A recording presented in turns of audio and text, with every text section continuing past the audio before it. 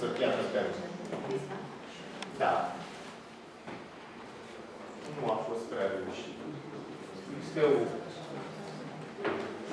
avea acesta în primul rând, dar a scăzut sub 50%. Este încă foarte utilizat acest sistem de paralel Windows.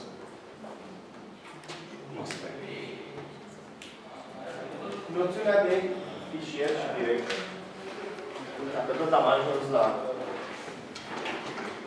sistemul de operare și la partiția C, informația atunci când instalăm acest sistem de operare, o să vedeți o serie de directoare. Bineînțeles, aici este Windows 7, pe o tehnologie de 64 de bits.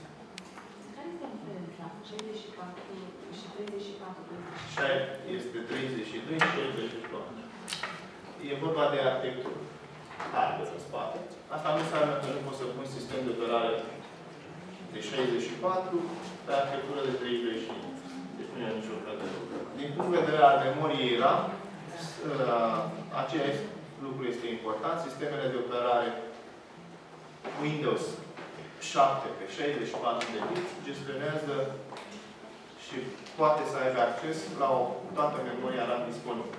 Adică dacă aveți mai mult de 4 GB de RAM din punct de vedere hardware pe unitatea noastră, ar fi preferat să instalați un sistem de operare Windows pe 64 de bits. Nu contează ce versiune. Și viteza este altă atunci când instalezi pe o arhitectură de 64, instalezi un sistem de operare de 64.